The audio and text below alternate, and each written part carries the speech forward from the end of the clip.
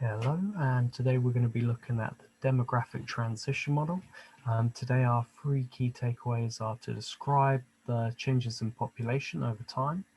Then we want to explain why these changes are happening, and then try and link a country to each of these stages. If you grab a pen, paper, we can make some notes as we go through. So first of all, here is the demographic transition model. This basically shows three different elements, okay? So right at the bottom, we have got time, okay? And time will go all the way along the bottom of the axis, okay? So it basically shows already how a country is changing over a period of time, okay? And there are 5 different stages, okay? Um, on the um, on the y-axis, we have our birth rate, death rate, and population with unified numbers. So we'll just put this down as our birth rate and death rate. And these are values per thousand, okay?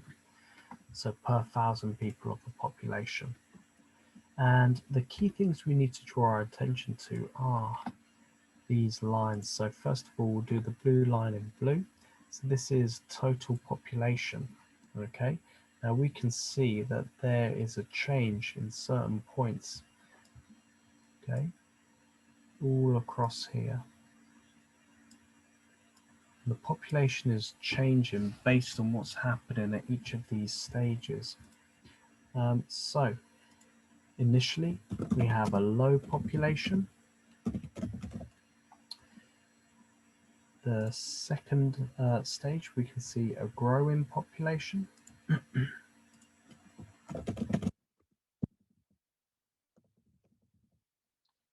Here, I'll add this word natural increase because we'll come back to that in a moment.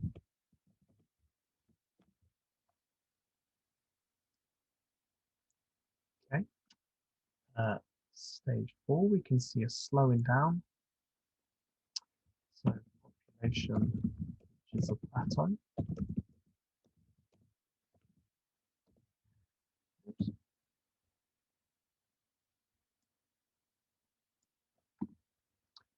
And then our final stage, we've got our population in decline.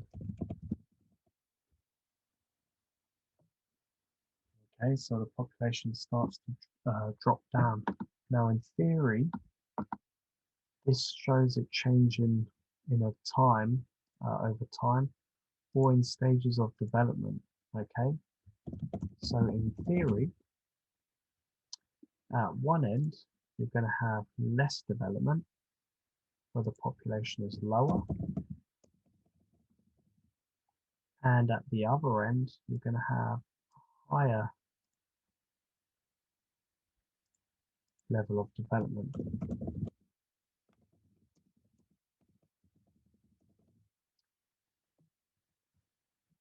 So more developed. Okay, so this changes as we go along, and it comes down to what's happening with our birth rate and our death rate. So what we'll do is we'll draw this information up. So I'll do the death rate at the top. Okay, sorry, birth rate at the top. You can see it remains really, really high through stages 1 and 2. Stage 3, we've got the birth rate beginning to drop, okay, till it's quite low at this point. And then we can see actually it starts to decline here. Sometimes potentially there's a few question marks around that, okay? So key things to look at here, we've got a very high, I'll do this in a different color. So we'll do this in orange. So we've got a high birth rate.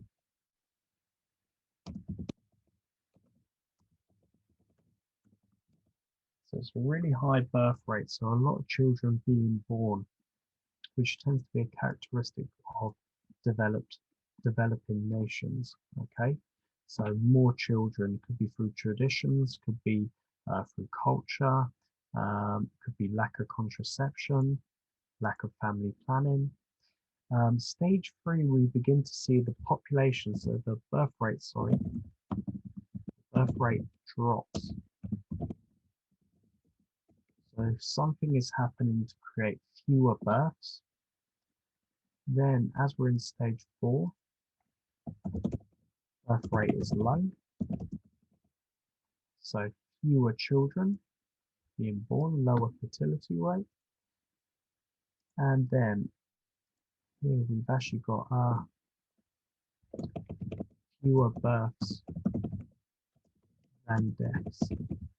Okay, so that's ultimately what's happening to create our population, actually putting it into decline, where our population is beginning to fall. There's not enough children being born. Okay, deaths exceed births. So then our final bit that we want to just draw our attention to is the death rate.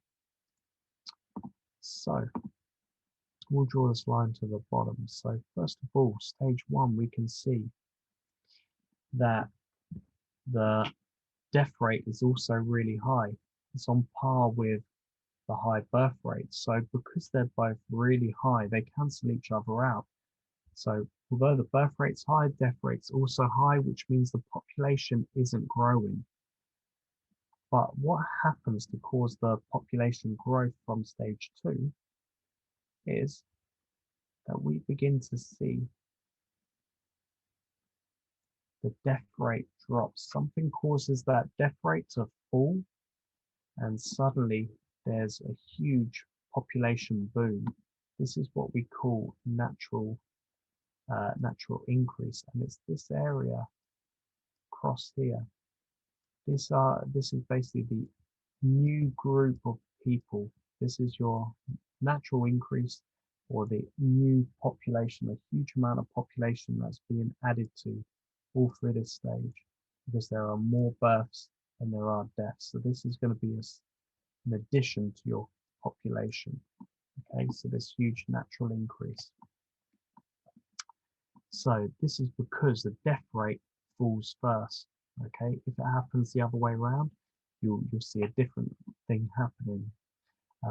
But because the death rate falls first, we're basically seeing more births than deaths, and that continues, but it begins to drop down here. So we've got a low death rate at this point, and that remains constant right into the very end. Okay, so we've got the death rate that maintains that level. So we'll just describe these as we go along. So let's just add this in. We'll do this in green so it's really clear. So we've got a high death rate, which cancels out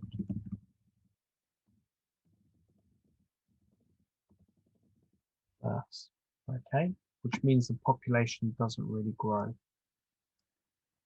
Okay, then we have a falling death rate.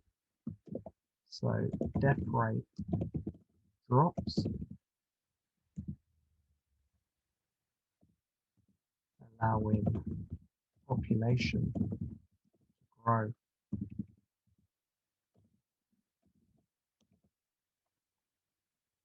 Okay, so this is where we see our natural increase.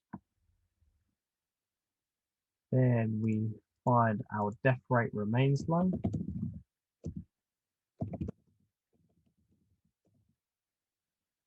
Oops. Death rate now remains low as the country develops. Okay, so these are descriptions of what's happening. So ultimately, the key thing that happens as a country develops over time, you'll find that the death rate begins to drop as it becomes more developed. Okay, the population will boom, and then later on, the birth rate has to drop to put that country in a stable condition again. So first the death rate drops, then the birth rate has to drop. And so during that time where we see natural increase, the populations will be booming. Okay, So as we go along, the country should be developing, and there'll be reasons or things that we can see that will cause that development. So what we'll do is we'll clear this and we'll move on.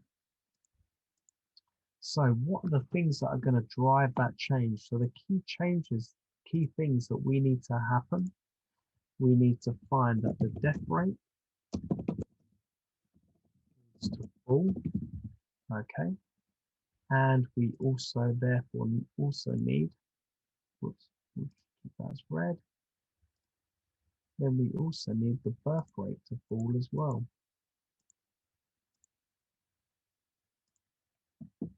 So we put this as a dark green. So the birth rate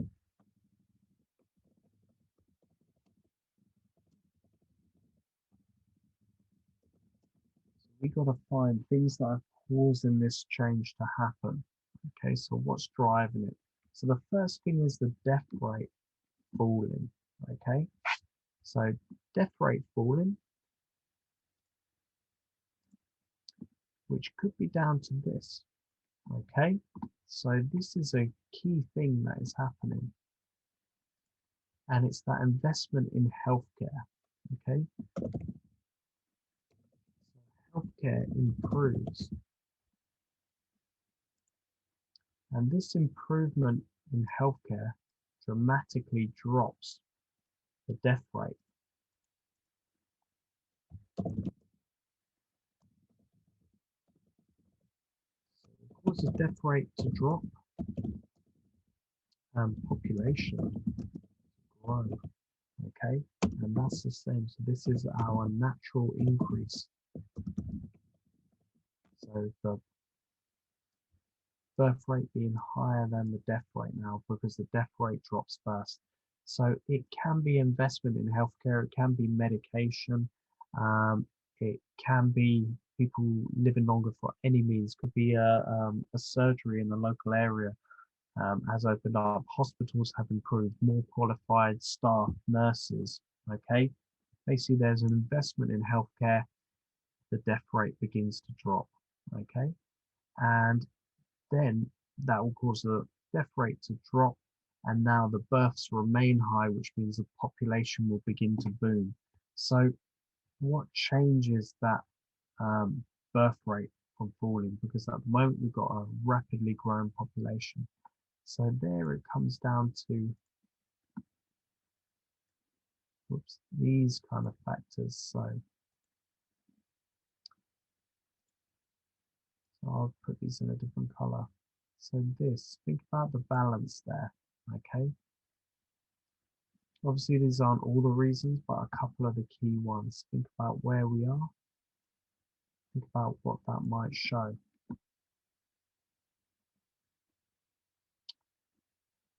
So this is more equal society.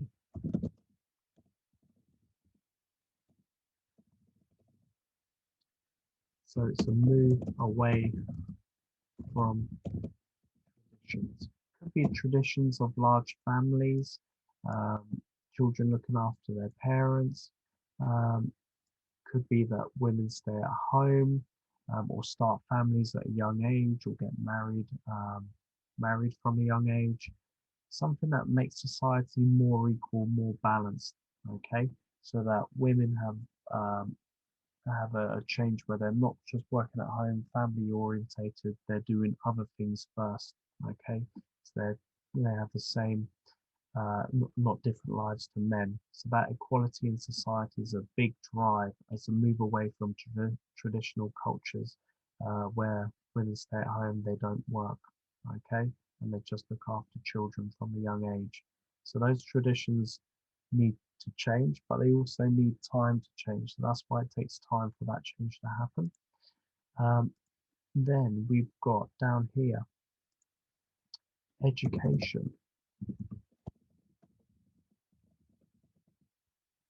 improves. So that education improving, that could be access for girls and boys to a higher level. Okay, so same, it links into that equality. So it's not only boys who will have the higher education levels, but it'll be boys and girls equally, because that higher level of education will allow the aspiration of a better quality of work. Okay, so this provides aspirations, career. So people tend to be more career orientated when you have the education behind you to push you into a highly driven career. You want to be the best at what you can be. So people follow their careers, and if you have a career where you want to be successful, you end up putting your family to one side. So you don't have children from a young age. Okay, it will take a little bit more time. So it won't be when you're 16, 17 or so. You won't start a family at that age, but actually with your education, you go off, you have your job, you'll make your life, um, buy a house, have a nice car, go on holiday, and then you'll settle with a family.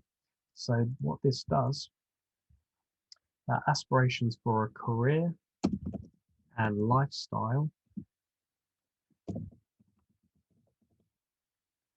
So being able to do the things you want, people have families later. And this, obviously, if people have families later, it also reduces, people will have a reduced fertility level. So it all connects together. So therefore, they're going to have fewer children if they're having them at a later date, or if they're older, okay? Or if they're waiting for that stability where they don't have their own home, well financed career to raise a family. So having education makes people career driven, so that they will have families later in life and therefore have fewer children.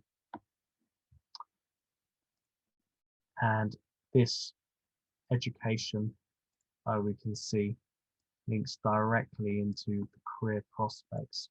Okay, so focus on careers and have families later in life.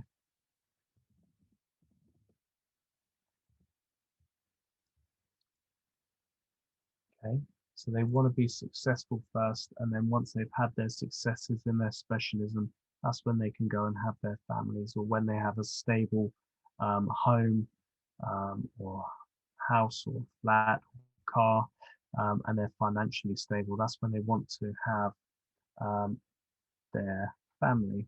Okay, so healthcare will drop the death rate, but then changes from tradition, which takes time, improved education, and more career prospects for both men and women equally, will cause families later in life instead of having them from a young age, which means fewer children are going to be born during that time frame, because fertility is dropping and people are more family aware and want to have more control in their lives. So this will kind of tie into family planning as well. So I'll link this up with as education improves. So family planning awareness.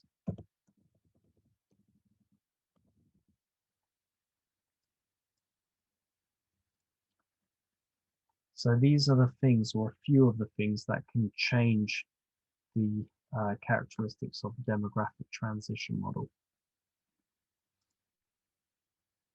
So the final thing we need to do is match a country to each of the stages. So at the bottom, we've got Ethiopia, which is a little bit cut off there. We've got Great Britain or United Kingdom.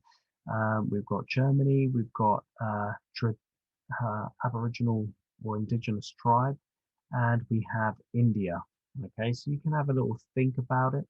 Obviously, total population varies from country to country. So it isn't, say, India has a much bigger population, so it will be at the higher end of that population level. It's all within the country's structure and time frames. They're all independent.